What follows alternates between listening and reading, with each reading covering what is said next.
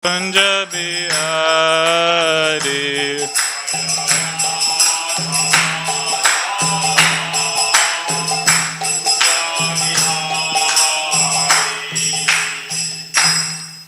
Jai Om Vishnupad Paramahamsa Parishara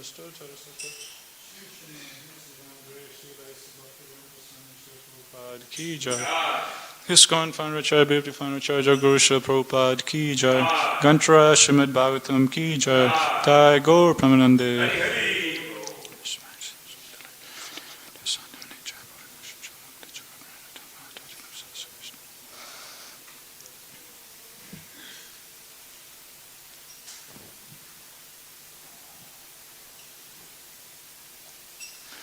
Om Namo Bhagavate Vasudevaya. Om Namo Bhagavate Vasudevaya. Om Namo Bhagavate Vasudevaya.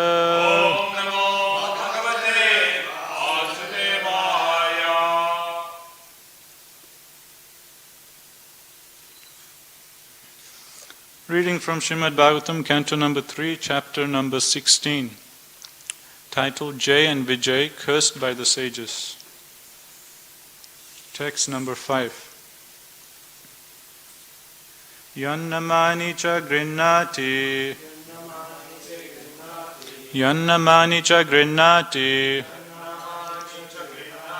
Loko britye kritagasi,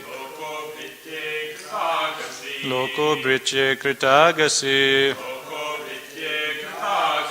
So sadhu vadastat kirtim, So sadhu vadastat kirtim, Hanti tvacham ivamayaha, Hanti tvacham ivamayaha, Yannamani cha grinnati, Loko britye kritagasi, So sadhu vadastat kirti, Anti tvacham ivamayaha, Yannamani cha grinnati, Loko britye kritagasi, So sadhu vadastat kirtim, Anti tvacham ivamayaha,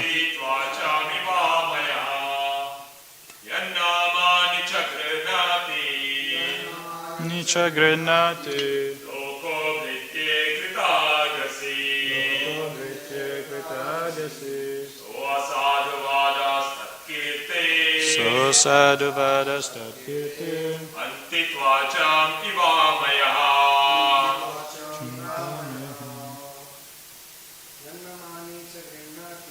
Yannamani cha grinnati, Loko britye kritagasi, So sadhu vadastat kirtim, Anti tvacham ivamayaha, Yannamani cha grinnati, Loko britye kritagasi, So sadhu vadastat kirtim, Anti tvacham ivamayaha.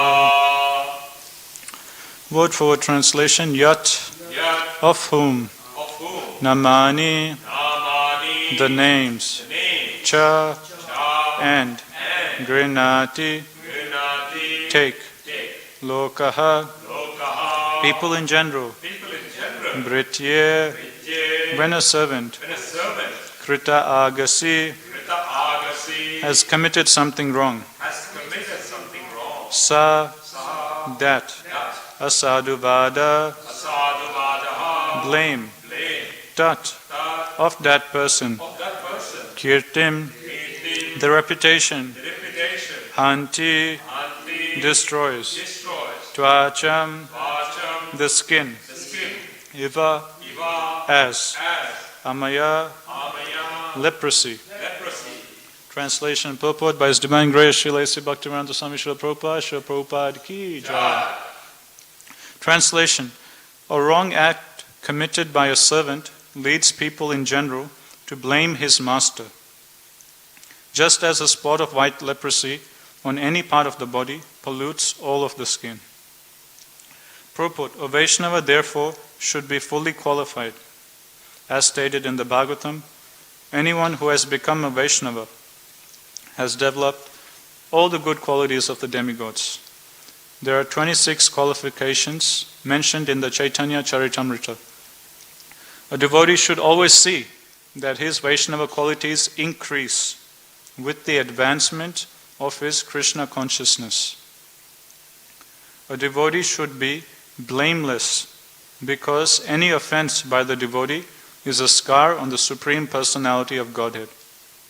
The devotee's duty is to be always conscious in his dealings with others, especially with another devotee of the Lord.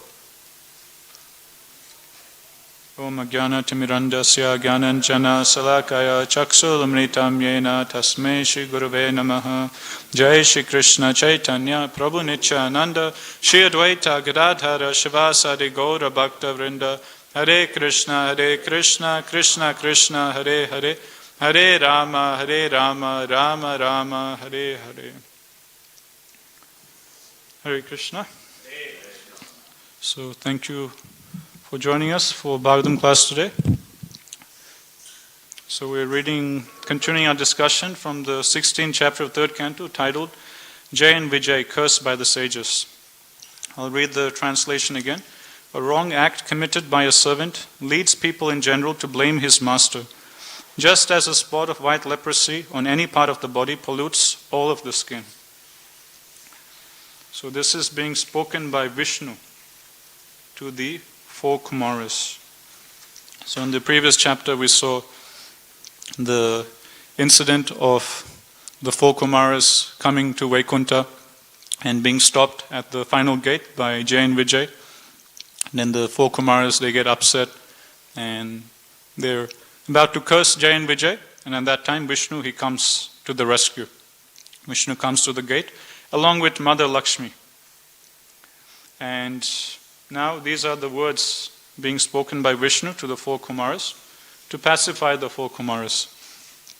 And yesterday Partha Prabhu was giving very nice class, drawing parallels from Nectar of Devotion. In Nectar of Devotion there's the famous chapter where Krishna's 64 qualities are mentioned, and Partha Prabhu was going through some of these qualities of Krishna which we can see in this pastime.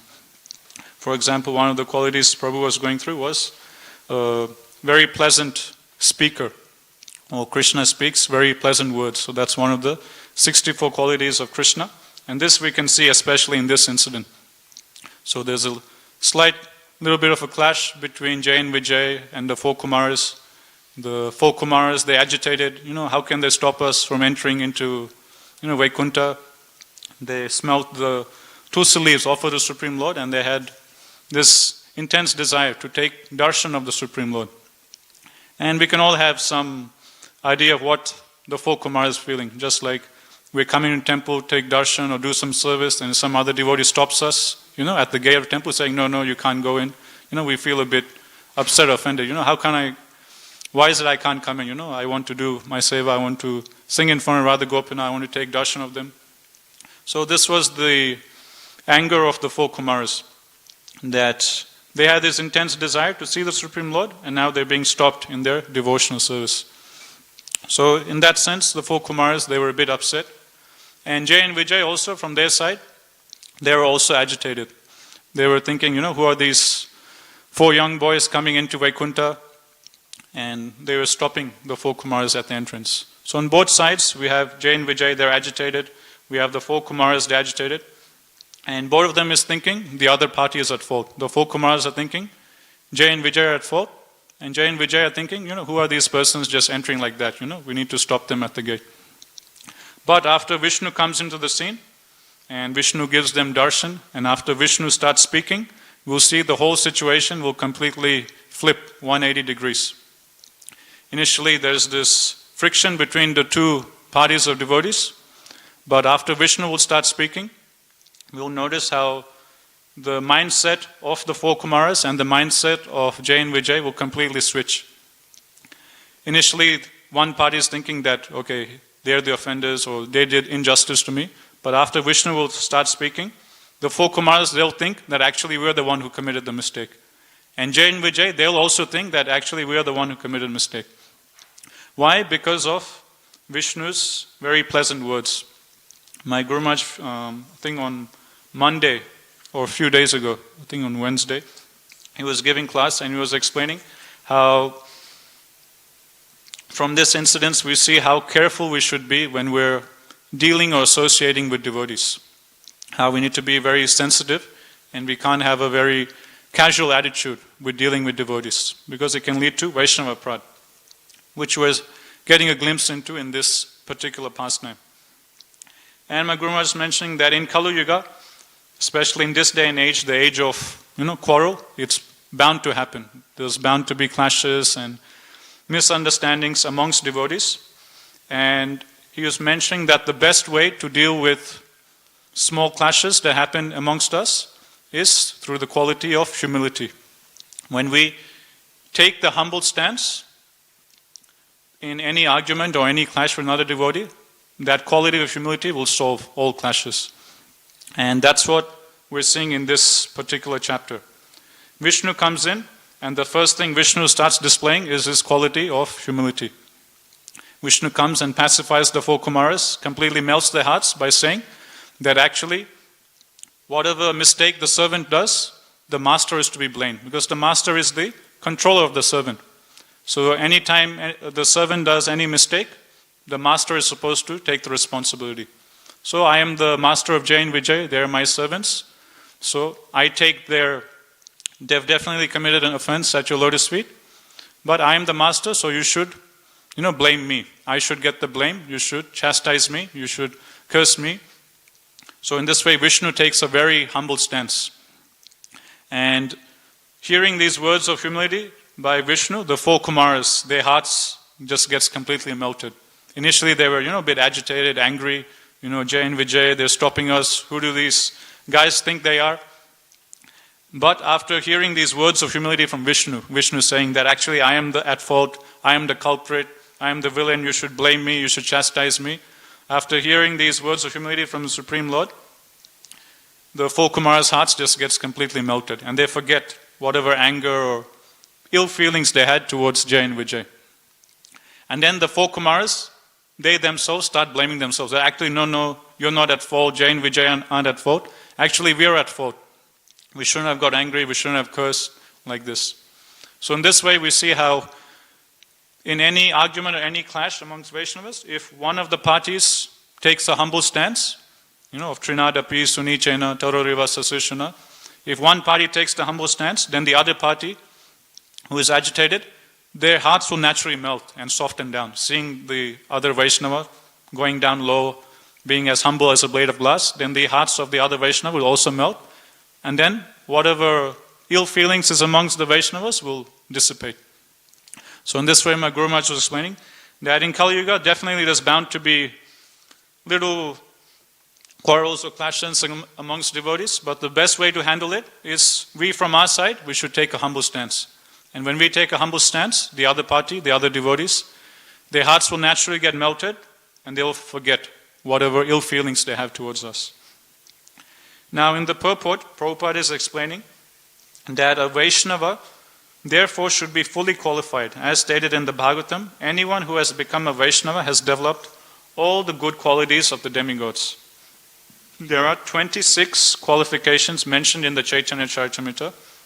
A devotee should always see that his Vaishnava qualities increase with the advancement of his Krishna consciousness.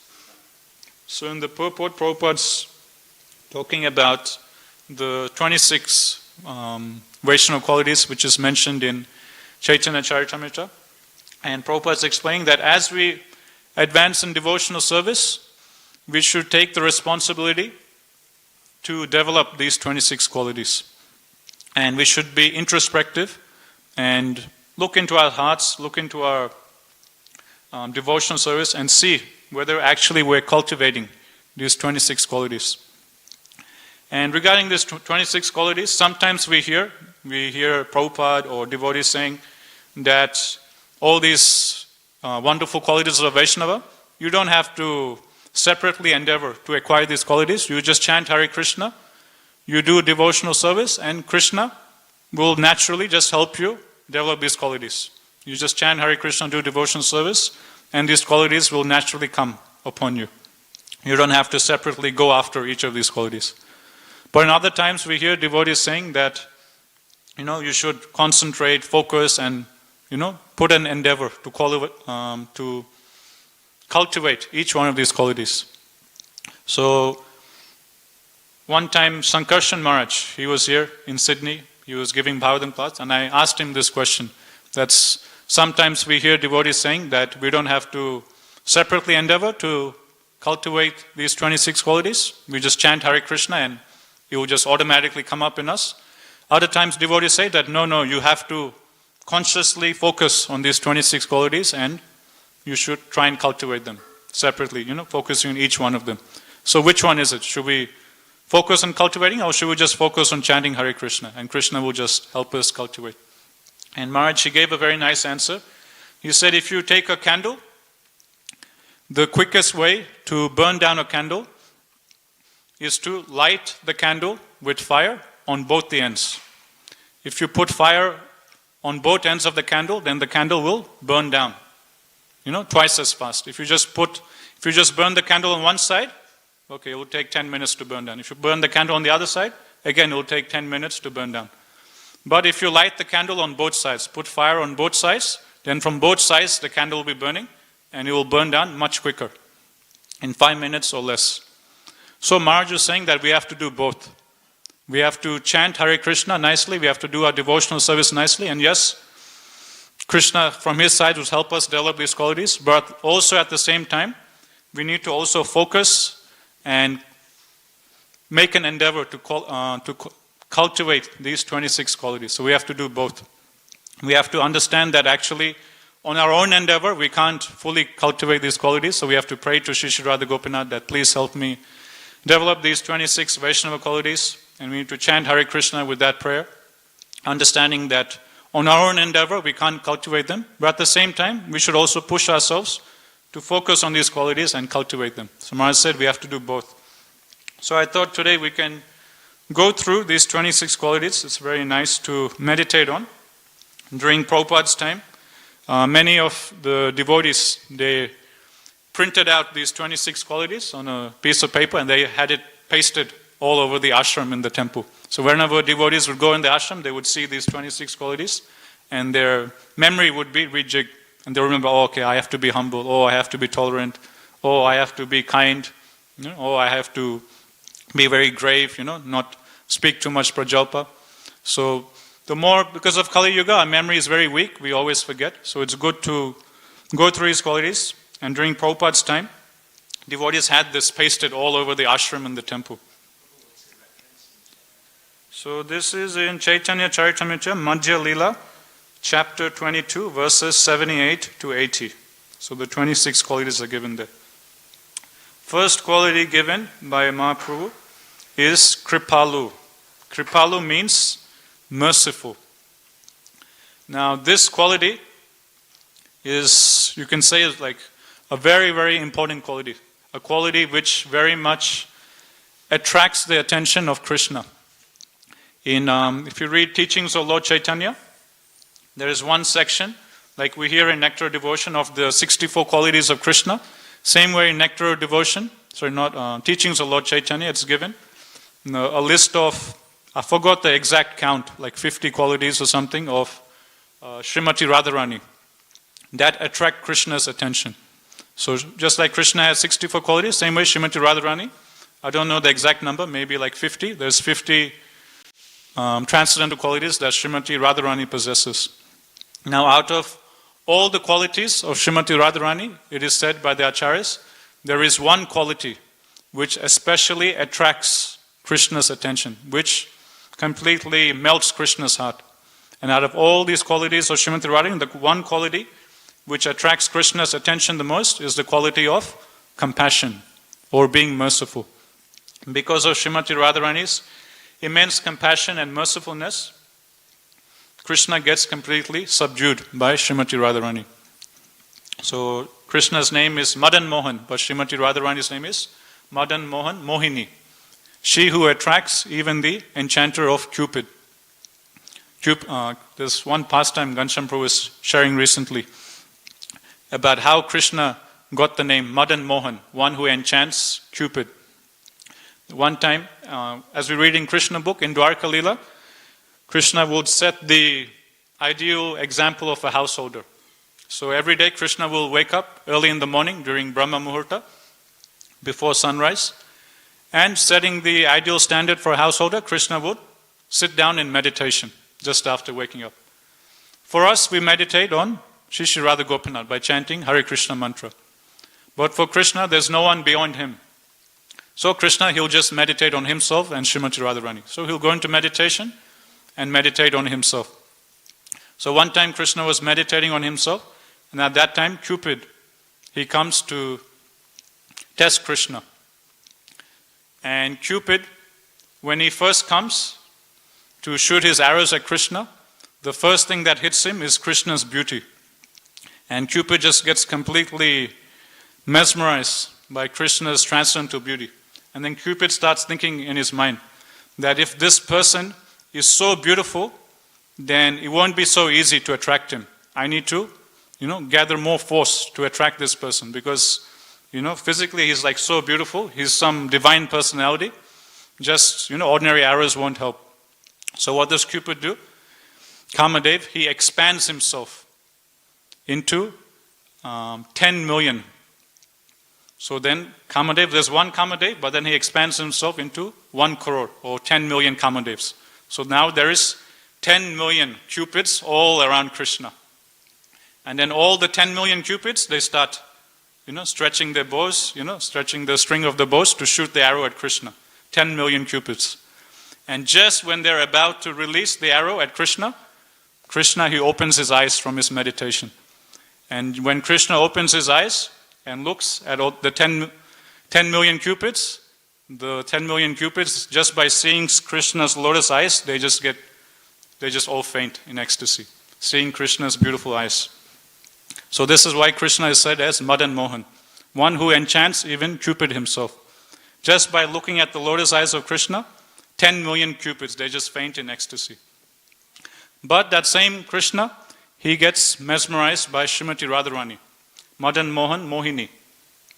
And out of all the qualities of Srimati Radharani, that one quality which Krishna gets completely subdued by is the quality of compassion or mercifulness of Srimati Radharani.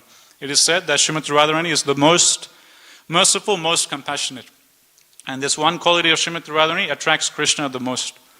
So in the same way, if we, as sons of Sri Sri Radha Gopinath, if we develop this quality of Kripalu, the first of the 26 qualities of being merciful, no doubt will attract Krishna's attention. Srila Bhakti Saranta Saraswati Thakur, he used to say, don't try and see Krishna, but do some service. Conduct yourself in such a nice way that Krishna will come and want to see you. So how can we get Sri Sri Radha Gopinath to come and see us? One way is by developing these qualities, especially this first quality of Kripalu, or being merciful. Next quality is Akrita Droha. So in the translation, Prabhupada translates Akrita Droha as being humble. In Chaitanya Charitamrita, Srila Krishnadas Kaviraj Goswami, he explains, or Prabhupada in his purports, he explains that Chaitanya Mahaprabhu, through different devotees, he taught different Vaishnava qualities. For example, today is, I think, the appearance day of Ramanand Roy, right? So today is the appearance day of Ramanand Roy, and through disappearance day of Ramananda Roy. So through Ramananda Roy, Chaitanya Mahaprabhu taught how a devotee can overcome the influence of lust. And through Sanatana Goswami, Chaitanya Mahaprabhu taught the quality of humility, which is Akrita Droha. And through Haridas Thakur, Chaitanya Mahaprabhu taught how a Vaishnava should be tolerant. So as we know, the pastime of Haridas Thakur, he was being beaten in 22 marketplaces by the soldiers of the Muslim magistrate. And all that time, Haridas Thakur, even though he was being beaten so badly in 22 marketplaces, not for a single moment was Haridas Thakur, having any ill feelings towards those soldiers. If someone is, just beating us like that, naturally in our mind, we'll be praying to Krishna, Krishna, please save me, kill these rascals, we will think so much bad thoughts about those persons who are causing us so much harm. But Haridas Thakur, he was just the opposite. He was so tolerant that in his mind, he was also praying, but he wasn't praying Krishna to save him from the beating. Rather, he was praying to Krishna to save the soldiers. He was praying to Krishna, my dear Krishna, these Muslim soldiers, they're ignorant. They don't know what they're doing. Out of ignorance, they're beating me. Please, don't let any sin come to them. Please don't send them to hell. Please forgive their offenses. Please overlook whatever sinful activities they're doing. They're ignorant. They're just like little children. Please don't punish them. So he was praying, but not for himself. He was praying for the benefit of those very persons who are beating him in 22 marketplaces. So this is Haridas Thakur, completely different level. So through Haridas Thakur, Chaitanya Mahaprabhu taught the quality of tolerance. And then through Damodar Pandit, Chaitanya Mahaprabhu taught how a devotee should be very neutral and not be biased to any side. So Damodar Pandit, he was very strict. If he would see any Vaishnava doing anything wrong, he would immediately point it out, no matter who that Vaishnava is. Someone close to him, relative, very dear to him, he wouldn't care. He would be completely neutral, not be biased against anyone, and immediately point out the faults of any Vaishnava for their benefit. So much so that even when Chaitanya Mahaprabhu used to do apparently any mistake, Damodar Pandit used to also have the guts to point that out. But through Sanatana Goswami, Chaitanya Mahaprabhu taught this quality of humility. So how was Sanatana Goswami displaying this quality? It is said Rupa and Sanatana Goswami, they are the most exalted of all Vaishnavas. They are none other than manjaris coming from the spiritual world. But although they are so great and exalted, when they come to take darshan of Mahaprabhu, how do they introduce themselves? They say, Nich jati, nich sangi, patita dhamma, kuvasaya kupapari, gonainu janama. They say, my dear Lord, nich jati, that I was born in the lowest of all families. Although they were actually born in Brahmana families, when they come to introduce themselves, they say, nich jati. Although we're born in Brahmana families, because of association with the meat eaters, we have become just as fallen as those persons who are born in the lowest of all families. So nich jati, nich sangi. Our sangha or our association is of the lowest. Nich is we had the lowest of all association. Patita. Patita means fallen. We are the most fallen. Adhama. Adhama means the lowest of mankind. So this is how they're introducing themselves, even though they are the topmost Vaishnavas. Then kuvasai kupapari gonainu janama. Our whole lives we have just simply wasted in the deep dark well of mature existence. So like this, with straw in the mouth, they come, fall down at Chaitanya Mahaprabhu's lotus feet, and they offer these words of humility. So much so, Chaitanya Mahaprabhu, in CC, when he sees this humility displayed by Sanatana Goswami, he says that, my dear Sanatan, please stop this humility. Your humility is breaking my heart. I can't tolerate seeing this humility. If you go on, I won't be able to control myself, I'll start crying. So this was the humility of Sanatana Goswami. It was so intense that Mahaprabhu, he couldn't bear to see this humility of Sanatana Goswami. And Sanatana Goswami, he could have entered into Jagannath's Puri temple, but out of humility, he chose not to enter. Because he used to think that because of his association with the meat eaters, because he used to be a minister for the Muslim king and the governors, so he spent a lot of time associating with them. And he used to think that because of associating with them, he had become very fallen and he had become an untouchable. And because of that, Sanatana Goswami, he didn't want to enter into the Jagannath Puri temple and cause any commotion with the servants of Lord Jagannath. So he purposely stayed away. And Chaitanya Mahaprabhu, he used to appreciate this humility of Sanatana Goswami. And he was very much overcome by this. So we also need to try and cultivate this quality of humility. Obviously, we can't imitate, the super high level of humility that Chaitanya or that Sanatana Goswami is displaying or Haridas Thakur is displaying. But we can always be mindful of this, especially when it comes to dealing with other Vaishnavas. In the age of Kali, as we were explaining before, there's bound to be little clashes amongst Vaishnavas, but all clashes can be resolved if we just take the humble stance. Like His Holiness Bhakti Tirtha Maharaj, he explains that whenever there is any problem with another devotee, any argument, the first thing we should think in our mind is that the first cause of this problem is myself, which is the opposite of the conditioned mind. The conditioned mind thinks always that I am right, the other party is wrong. He or she did this, this and this, I am innocent, I didn't do anything wrong. He is the only contributor to the problem, I am faultless. But Bhakti Tirtha Maharaj explains, we should go the other way around.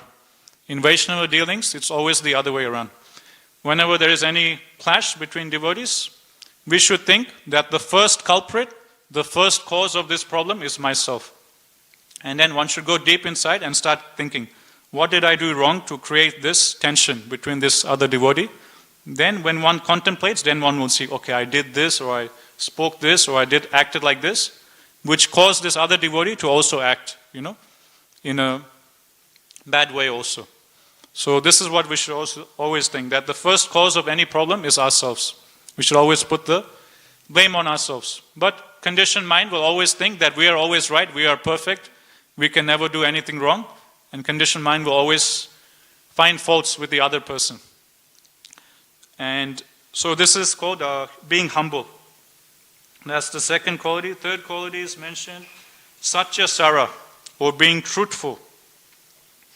It is said that in Satya Yuga, the four principles of Dharma, truthfulness, cleanliness, austerity, and what was the fourth one? Mercy, or mercifulness. In Satya Yuga, all four of these legs of Dharma were intact, solid and strong. But then, with each progressive age, one of the legs of Dharma goes. And in Kali Yuga, it's said that there is only one leg of Dharma left, and that is truthfulness. But even this one quality of truthfulness we're seeing now is getting, smashed. It's said, I think in Bhagavatam it's mentioned that Mother Earth, she can tolerate the weight of thousands and thousands of mountains. She can tolerate the weight of the oceans.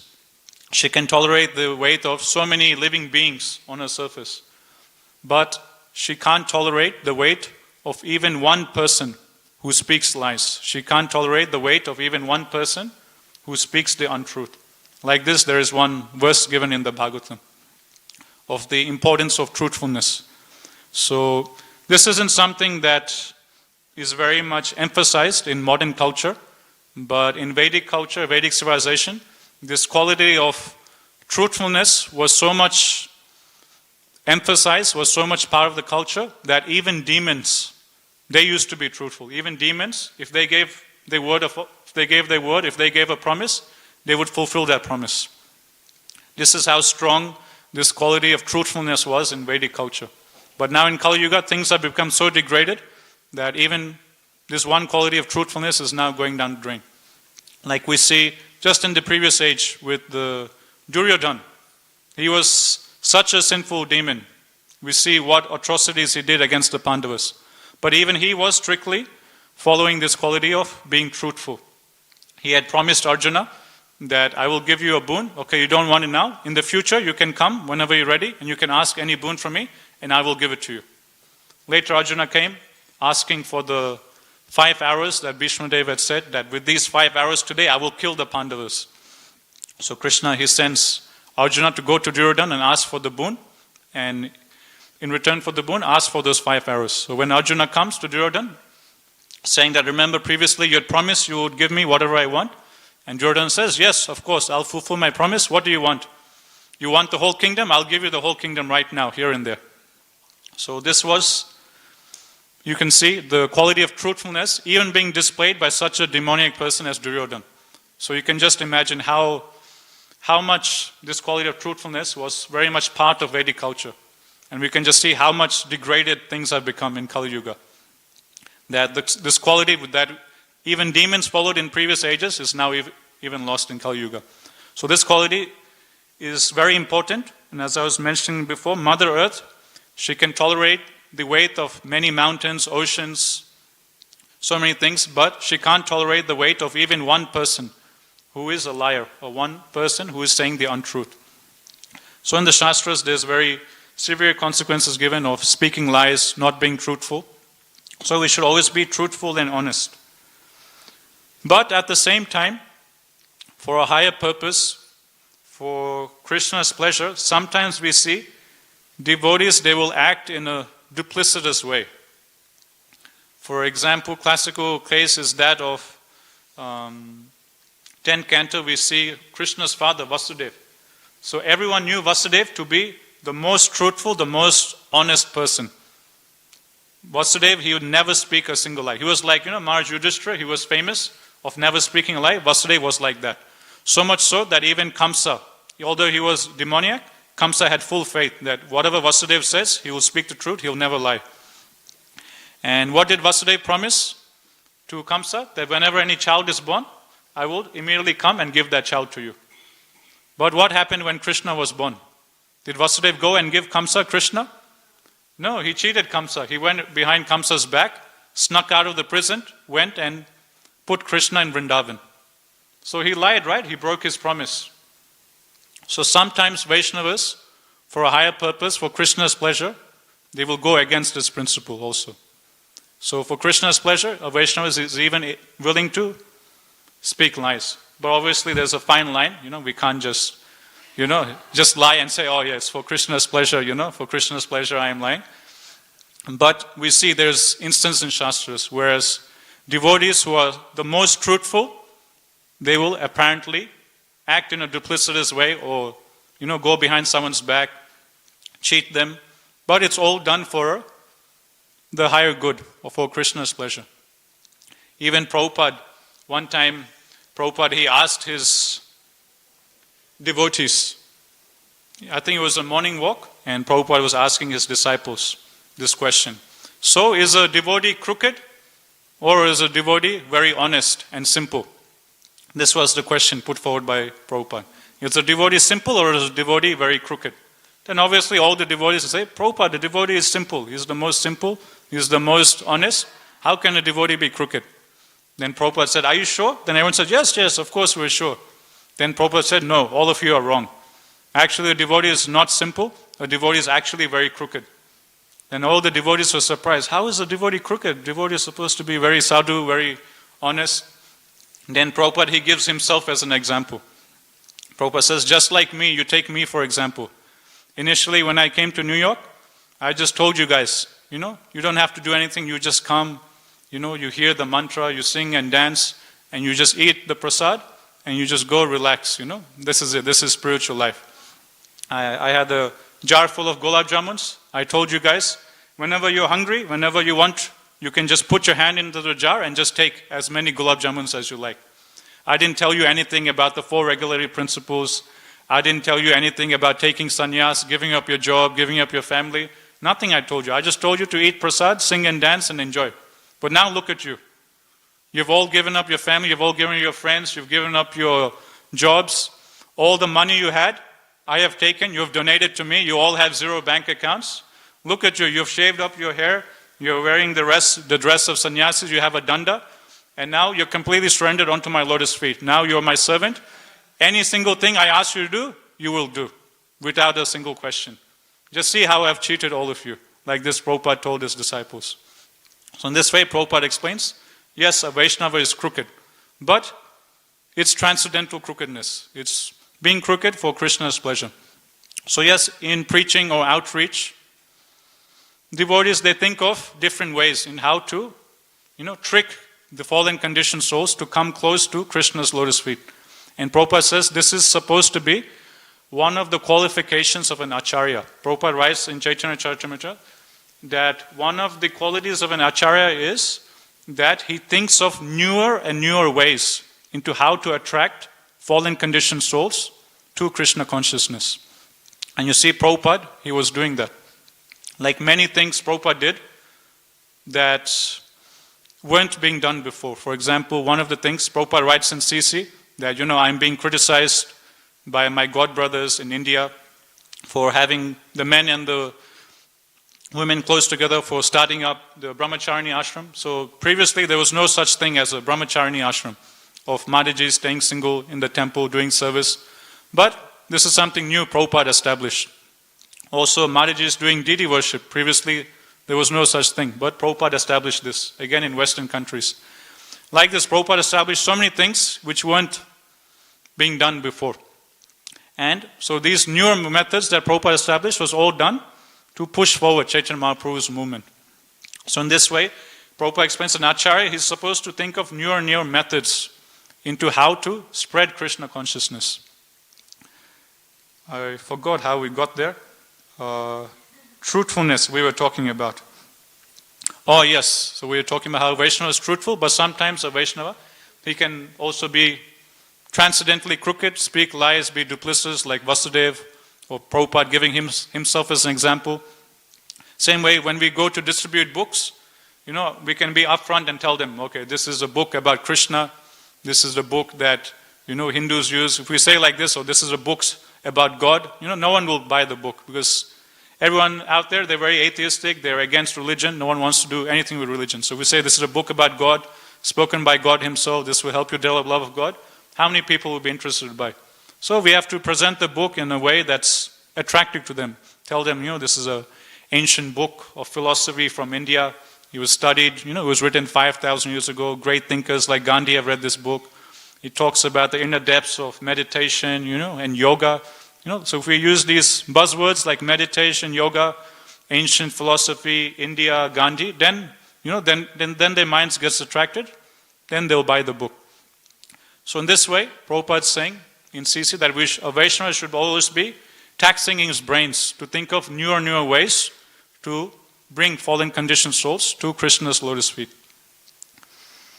So that's truthful. Next is sama. Sama means being equal to all. So this is easy to do when we understand, when we start seeing through the eyes of the Shastra. So Lord Kapila Dev, he says in 3rd canto, we should see the soul in everyone's heart, and also we should see the Paramatma in everyone's heart. And when you see everyone in that context, then naturally we treat everyone equally. Every single person is a son or daughter of Shri Shri Radha Gopinath. They're all dear servants of Shri Shri Radha Gopinath. So I need to deal with them properly. In this particular pastime, we're hearing about how we should be careful with devotees, right? And there can be Vaishnava pride, this is very bad. But Srila Prabhupada, or Lord Kapila Dev, in 3rd canto, he explains, not only should we be careful with devotees, but we should be careful with dealing with any single living entity in this world. He doesn't say only with devotees, he doesn't say only with human beings, but Lord Kapila Dev says, we need to be super careful with our dealings with any single living entity, which means human beings who are devotees, human beings who are not devotees, and also includes the birds, the beasts, the animals, the insects, the ants, the cockroaches, the snakes, everyone. And Lord Kapila Dev, he says, if someone is worshipping a deity, if someone is a pujari, offering me arti very nicely, very punctually, doing all his deity service very nicely, but on the other hand, if he is not showing proper respect to other living entities, then I consider his deity worship to be as good as someone offering ashes into the sacrificial fire. Very heavy statement by Lord Kapila Dev. So we have fire sacrifice. What do we offer? We offer ghee, right?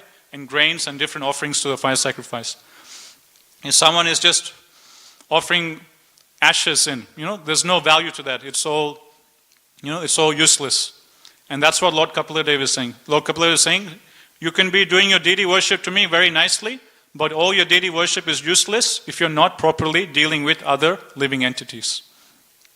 So if we want to fully worship Krishna in a nice, proper way, if we want Krishna to accept our service, Lord Kapila Dev is saying that we should worship him nicely, and also we should deal nicely with the children of Shri Shri Radha Gopinath, which means all the living entities, which includes human beings who are devotees, human beings who are not devotees, and also includes the animals, the birds, the insects, so on and so forth.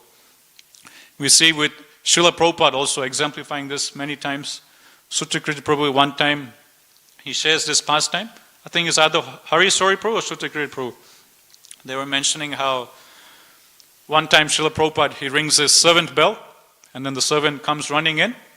Yes, Srila Prabhupada, what can I do for you? What service can I do for you? And then Prabhupada points to the ground. Do you see that? And the servant looks into the ground, and he can't see anything. And he's looking, Prabhupada, I can't see anything. Then Prabhupada said, no, look, can you see that? And then finally, when he looks closely, he sees there's one bug on the ground, one small insect on the ground. And then this devotee says, yes, okay, I see this insect or I see this bug, Prabhupada. What's the matter? What's the problem? Prabhupada says, this insect, this bug, I've been looking at this insect for the last 10 minutes. And for the last 10 minutes, 5 or 10 minutes, this insect hasn't moved much. And you know what that means? That means this insect is very hungry and he's very tired. That's why he hasn't moved for the last 5-10 minutes. So because this insect is very hungry, what you do, you very gently take this insect out and you put him in the garden on one plant or one flower, so the insect will get some nice food to eat and the insect will be happy. Then Hari Sori Prabhu or Suttakrita Prabhu gently takes the insect, goes into the garden and gently puts the insect on one plant and then comes back. And this devotee is sharing his realization that just see how merciful our Srila Prabhupada is. He's even considerate, about the belly of a small, tiny insect, a hungry insect. So this was Srila Prabhupada's mood. Another time, I think it was Govinda Dasi Mataji. There was again a bug or insect, and Prabhupada told Mataji to go up to this bug and chant Hare Krishna to this bug loudly, so the bug will also benefit. The bug will also hear the holy name of the Lord. Like this, Srila Prabhupada was also displaying this quality of being equal to all.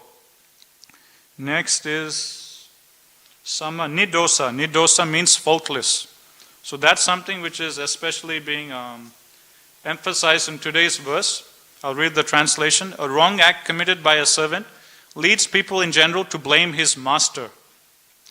So in the purport, Prabhupada's explaining that whenever the servants, they do any mistake, then the blame goes on the master. The master has to take the blame. So we are servants of Shri Shri Radha Gopinath. Radha Gopinath are our master and we are their servants. Srila Prabhupada is also our master. Which means, Prabhupada is explaining the purport, if we do any mistakes, if there are any faults in our side, who will get bad name? Prabhupada will get bad name. Shri Shri Radha Gopinath will get bad name. Therefore, Prabhupada is writing in the purport today, we have to be faultless. We have to be Pakka Vaishnavas. We should be displaying all the 26 qualifications of a Vaishnava.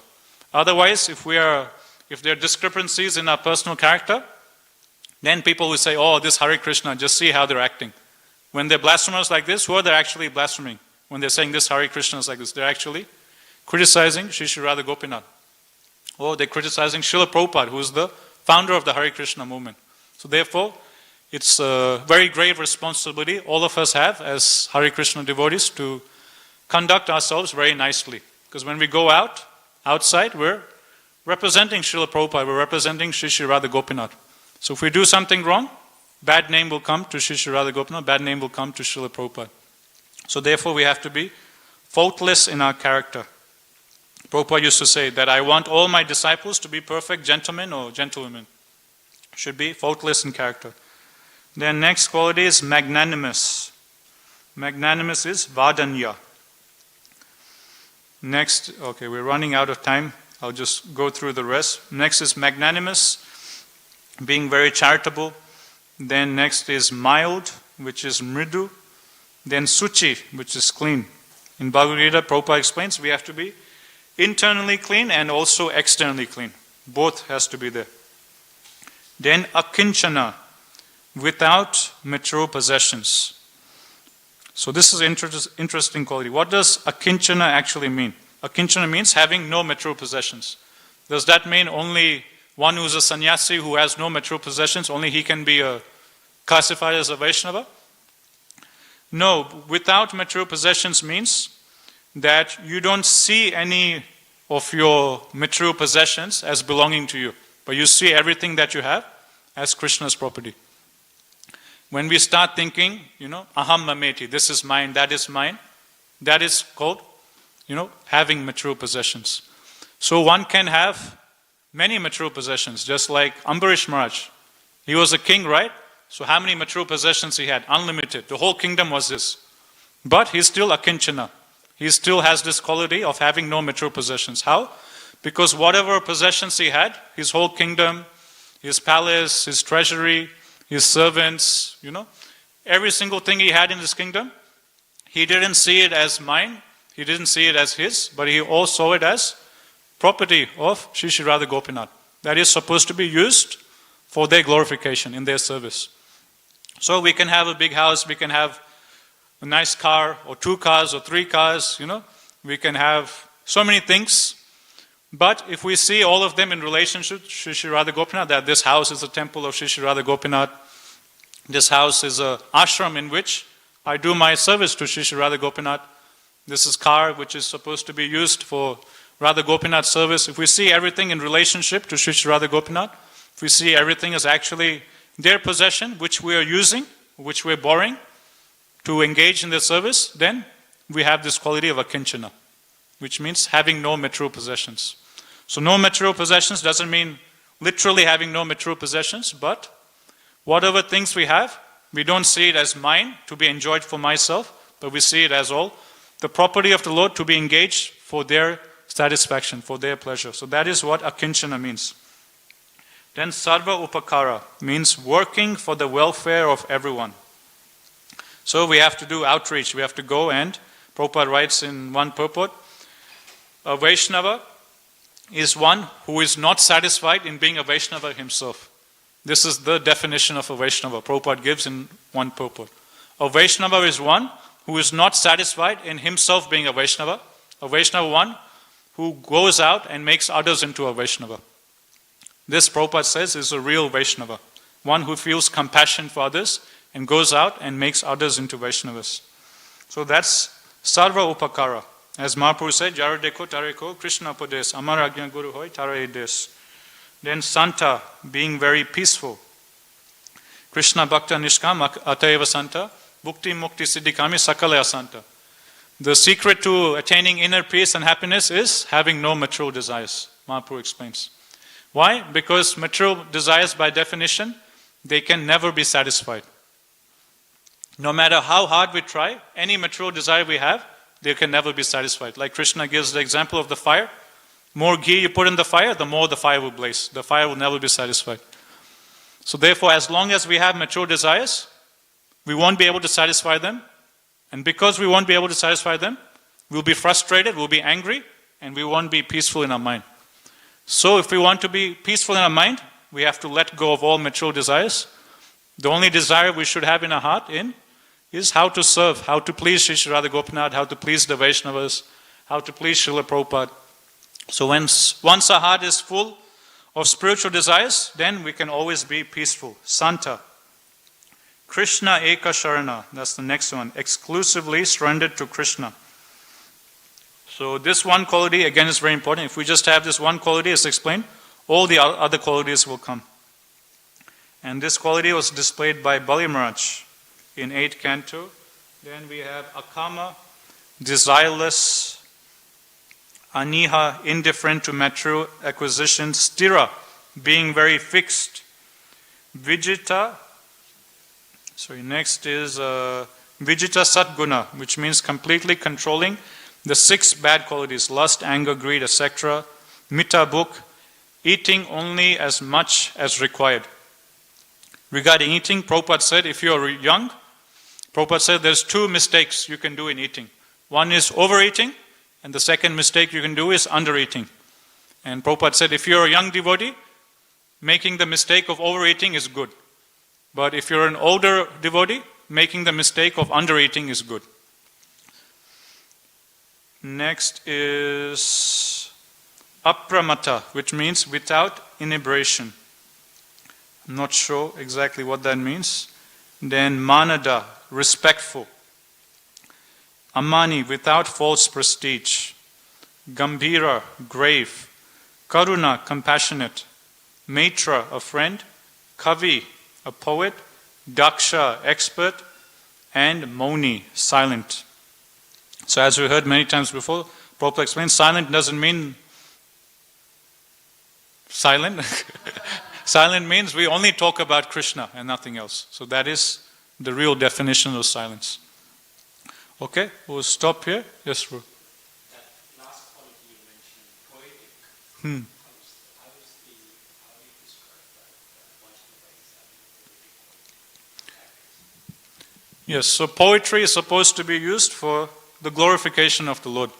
So Vaishnava is very expert in glorifying the Lord. And when he speaks, either by discussing from the Bhagavatam, it's like poetry coming from his mouth. He's able to glorify the Lord in such nice use of choice words. One of Krishna's names is Uttama Sloka. Uttama Sloka means Krishna is that person who is glorified with choice words of poetry. And who is those people who are glorifying him with choice words of poetry? That's the devotees. So devotees, they love Krishna very much. They want to glorify him. And Krishna empowers them to speak in such a way, in such an attractive way, that it's like wonderful poetry coming from their mouths when they talk from the Bhagavatam and the other Shastras. And also devotees, we see all of our acharyas, they all wrote many songs and poems, and many books in glorification of Supreme Lord. So as one advances devotional service, Krishna helps the devotee acquire this quality of being a poet. Krishna helps the devotee, gives intelligence from within on how to write nice words of glorification in his honor. So we see this throughout the whole parampara. All of our great acharyas, they all wrote so many nice books or songs or pieces of poetry glorifying the Supreme Lord. But Prabhupada explains this writing of transcendental literature is not for neophytes. It's only in the highest stages of devotion we can properly glorify the Supreme Lord. Otherwise, on our stage, we're bound to make mistakes and offenses. But as we advance, as our hearts get pure, Krishna will help us develop this quality. Prabhupada, he himself used to say that, actually, I didn't write these books. Actually, Krishna was just dictating, and whatever Krishna was dictating, I was just speaking into the microphone. I was just speaking into the dictaphone. So in Chaitanya Charitamrita, Prabhupada explains, Krishnaraj Kaviraj Goswami, he also has that same mood. He is saying that actually I am the most fallen, I am lower than Jagai Madai, I am lower than a worm in a stool, I don't know anything, I am 90 years old, I am getting blind, my whole body is shivering as I am writing, I am 19 years old, I can't even hold the pen properly, I don't know how I am writing, it's simply by the mercy of Shri Shri Radha Gopinath that I am writing. They are simply giving me the intelligence, and whatever intelligence they're giving me, I'm just simply writing. They are my directors. I'm just like a puppet in their hands. Whatever the puppet master is making the puppet do, that's what I'm doing. So this is Krishnaraj Kaviraj Goswami's mood when he's writing Chaitanya Charitamrita. And the same thing we see displayed by Srila Prabhupada. So to write transcendental piece of literature, it requires divine empowerment. But these qualities of becoming a poet, of getting the empowerment to glorify the Supreme Lord in words of choice poetry, will come, as we advance in devotional service. Krishna will empower us to do that. But for now, Prabhupada says that we can repeat the prayers of the previous acharyas. Because Krishna, he is very much obliged to the devotional service, he is very much attracted to the previous acharyas. So